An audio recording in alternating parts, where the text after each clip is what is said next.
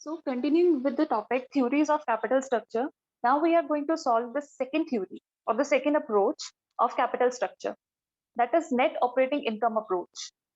अब अगेन हम इन particular theories में क्या रीड आउट करेंगे कि हमारा जो डेट इक्विटी का कॉम्बिनेशन है वो कैपिटल स्ट्रक्चर में कितना होना चाहिए, मतलब हमारा डेट का प्रोपोर्शन कितना और इक्विटी का प्रोपोर्शन कितना होना चाहिए। और हर एक ने अपने व्यू पॉइंट्स दिए हैं और हर एक अप्रोच के अंडर उन्होंने हमें ऑप्टिमल कैपिटल स्ट्रक्चर का एक फॉर्मूला बताया है। अब according to this theory, it is written in the third line.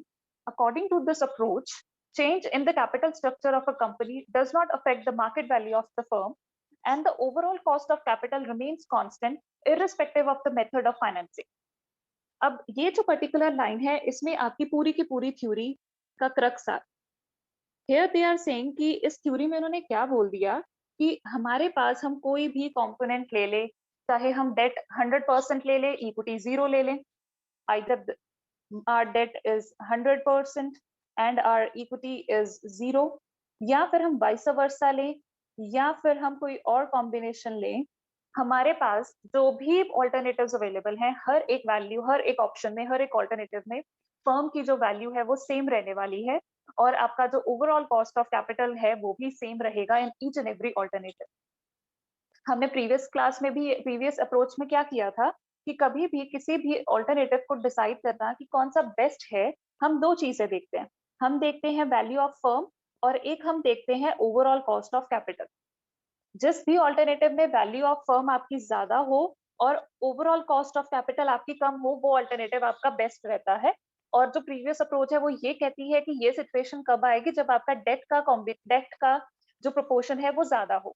But जो ये थ्योरी है net operating income approach which we are going doing now only, इस अप्रोच के अंडर आपके हर एक ऑल्टरनेटिव में सेम रहेगा।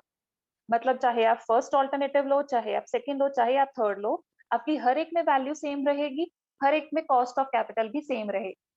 अब इसी चीज को ही आपको क्वेश्चंस के थ्रू प्रूव करना है। आपको ऑल्टरनेटिव्स अगर आएंगे आपको ये जस्टिफाई करना है कि इनकी सेम रह रही है और यही हमारे लिए हमारी अप्रोच है। And it is written, thus there is nothing as an optimal capital structure and every capital structure is the optimal capital structure. हमने कहा था कि हर एक थ्योरी हमें एक कैपिटल स्ट्रक्चर जो ऑप्टिमल है, ऑप्टिमल का मतलब जो इस सिचुएशन को सेटिस्फाई कर रहा है, वो हमें बताती है कि ये ऑल्टरनेटिव आपकी सिचुएशन को सेटिस्फाई करेगा। बट क्योंकि यहाँ पर हर एक केस में सेम रहने वाला है तो आपका हर एक ऑप्शन ही, हर एक ऑल्टरनेटिव ही ऑप्टिमल है। किसी भी एक ऑल्टरनेटिव को आप अपना ऑप्टिमल कैपिटल स्ट्रक्चर नहीं बोल सकते हो। अब ये तो था इस थ्योरी का बेस।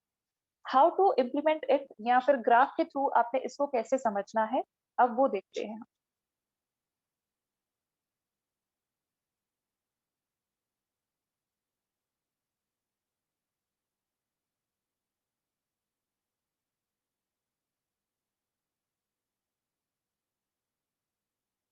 यहाँ पर अगर हम देखें तो हमारा जो ओवरऑल कॉस्ट ऑफ कैपिटल है, यू कुड नोटिस कि वो बिल्कुल स्ट्रेट लाइन में जा रहा है। Here it is a very straight line, जो कि प्रीवियस थ्योरी में क्या था, वो डाउनफॉल की तरफ आ रहा था। क्यों? वहां पर हम डेट के इंक्रीज करने से ओवरऑल कॉस्ट ऑफ कैपिटल को रिड्यूस होता देख रहे थे। यहाँ पर आप चेक करो, आपका चाहे कॉस्ट ऑफ डेट बढ़ रहा है बट उसके बढ़ने से आपकी जो ओवरऑल कॉस्ट ऑफ कैपिटल है वो सेम रह रही है, it is not at all changing. और जो आपकी कॉस्ट ऑफ इक्विटी है वो तो इंक्रीज हो ही रही। तो ये एक डिफरेंस रहता है कि चाहे आप इक्विटी को जितना मर्जी इंक्रीज कर दो, चाहे आप डेट को जितना मर्जी इंक्रीज कर दो, आपकी जो ओवरऑल कॉस्ट ऑफ कैपिटल है दैट विल रिमेन कांस्टेंट। अब इस थ्योरी की assumptions क्या है? ये थ्योरी हमेशा क्या प्रिज्यूम करती है, that the market capitalises the value of firm as a whole. Market में हम जब भी अपनी वैल्यू ऑफ फर्म को देखेंगे तो वो पूरी की पूरी फर्म की वैल्यू को देखेंगे। मतलब हम तब सिर्फ एक कंपोनेंट को स्टडी नहीं करेंगे, हम हर एक कंपोनेंट को स्टडी करते हैं। इसका मतलब क्या हुआ? Value of firm is equal to value of equity plus value of debt. हर एक कंपोनेंट को आपने उसमें स्टडी करना है। Second thing, the business risk remains constant at every level of debt equity mix. अब आपका जो रिस्क है वो सेम रहने वाला है, चाहे आप कोई भी डेट इक्विटी मिक्स कर लो, कोई फायदा नहीं है, वो चेंज नहीं होगा। और इसमें कोई भी कॉर्पोरेट टैक्स को एज्यूम नहीं किया गया। ये पार्ट तो हो गया आपका main regarding your diagram and the assumptions. अब इसमें भी हमारे पास क्या है, कुछ फॉर्मूलाज रहते हैं, कुछ तो आपके सिमिलर हैं जो आपने प्रीवियस थ्योरी के साथ ही लिंकअप किए थे, उनमें से कुछ चेंज होंगे। जैसे आपका वेरी फर्स्ट जो फॉर्मूला है वो सेम रह रहा है, that is B is equal to EBIT upon K। अब ये चेंज नहीं होगा, ये आपका सेम रहेगा क्योंकि ये बेसिक है। हर एक कंपनी का जो ओवरऑल कॉस्ट ऑफ कैपिटल है वो इन्हीं दो फैक्टर्स के ऊपर बेस्ड होता है, तो ये सेम है, it will never get changed. अब अगर हम अपना नेक्स्ट पार्ट पे जाएं, नेक्स्ट पार्ट का मतलब कि बाकी के जो फॉर्मूलाज हैं अगर हम उनको चेक करें, वेरी फर्स्ट हमने प्रीवियस लेक्चर में भी किया था कि हमारा जो v है वो s प्लस b के इक्वल होता है। इसका मतलब अगर हमने इक्विटी की वैल्यू निकालनी है तो v माइनस b कर सकते हैं, तो फॉर्मूला तो हमारा सेम ही रहा, तो वो उन्होंने सेम यूज किया। अब s क्या है, आपका जो इक्विटी शेयर्स की मार्केट वैल्यू, b क्या है फर्म की मार्केट वैल्यू, और d क्या है आपके डेट की मार्केट वैल्यू। अब यहाँ पर इक्विटी कैपिटलाइजेशन रेट हमने कल भी देखा था कि जब हम S निकालते हैं when we use to calculate this part, तो वो वहां पर यूज होता है। अब उसका फॉर्मूला अगेन क्या रहेगा आपका। अब अगर हम प्रीवियस थ्योरी की बात करें, हमने प्रीवियस थ्योरी में क्या किया था, S is equal to your earnings available for equity share holders divided by what, equity capitalization rate. ये फॉर्मूला हमने प्रीवियस अप्रोच में किया था। अब वो देखना है कि प्रीवियस अप्रोच और इस अप्रोच में वो डिफरेंस क्या है। यहाँ पर अगर हम चेक करें, कॉस्ट ऑफ इक्विटी और इक्विटी कैपिटलाइजेशन रेट का जो फॉर्मूला दिया है, that is EBIT minus interest divided by V minus T। अब ये कैसे आया, ये फॉर्मूला इसी से ही डिराइव किया गया है। EBIT माइनस इंटरेस्ट क्या हो जाएगा, अर्निंग्स आफ्टर टैक्स। टैक्स तो हम यहाँ पर अज्यूम ही नहीं कर रहे, तो दैट मीन्स टैक्स जीरो हो गया। प्रेफरेंस डिविडेंड तो हम मान ही नहीं रहे क्योंकि कहीं पर भी हम प्रेफरेंस डिविडेंड एम्प्लॉय नहीं कर रहे। मतलब EBIT में से अगर आप इंटरेस्ट माइनस कर रहे हो तो जो सारे का सारा पार्ट है वो क्या है, आपके शेयर होल्डर्स की ही मनी है। तो ये क्या हो गया, your earnings for your share holders divided bye V minus D. V minus D हमने अभी किया, क्या होता है, वो आपका S होता है। तो KE is equal to earnings divided by S, और वो इसी फॉर्मूले से ही आपने डिराइव किया है। S is equal to earnings upon KE.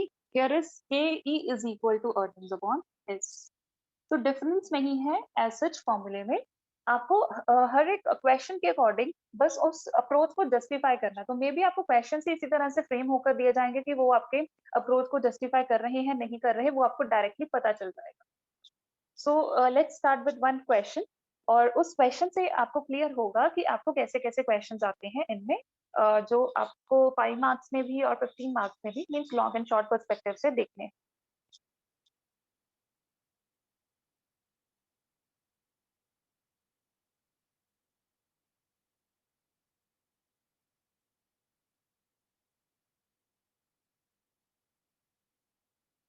Now the question is, a company expects a net operating income of rupees 1 lakh. Be very careful, ये आपकी net operating income है. It has rupees 5 lakh 6% debentures. The overall capitalization rate is 10%. Calculate the value of the firm and the equity capitalization rate according to net operating income approach. अब आपको firm की value निकालनी है, आपको KE निकालना है, और अप्रोच उन्होंने बोल दिया आपको कौन सी यूज करनी है। अब इसके बाद हमारा बी पार्ट है। बी पार्ट को हम बाद में सॉल्व करेंगे। Firstly we will solve for A part.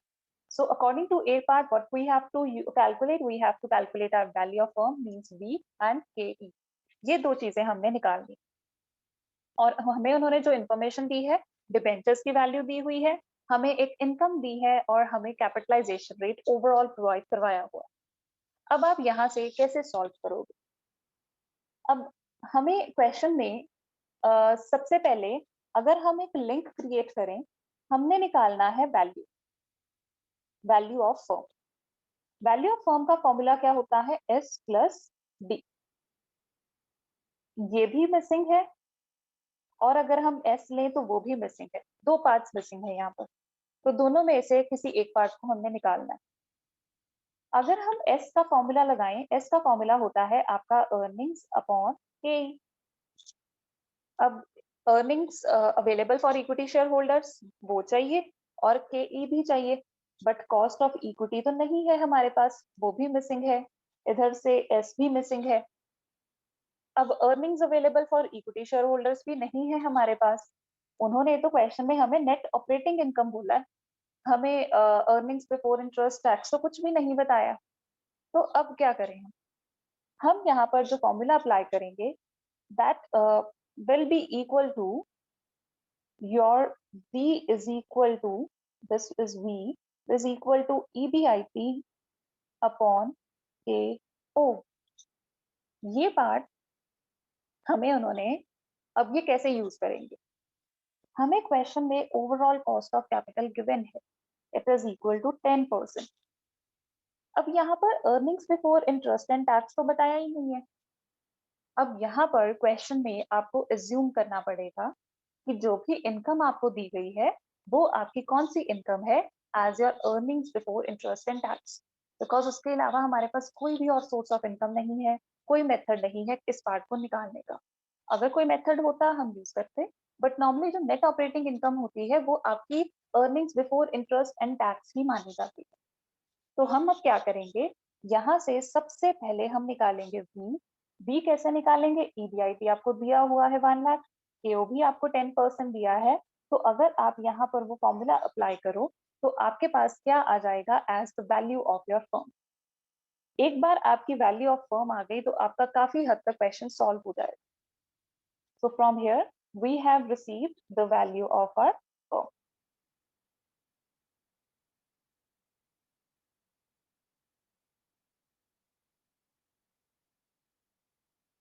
तो from here value is equal to rupees 10 lakhs, firm की वैल्यू आ चुकी है।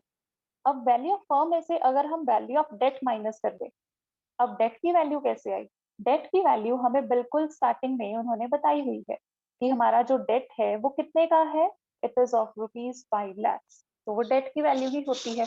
तो वैल्यू ऑफ फर्म में से अगर हम वैल्यू ऑफ डेट को माइनस करें,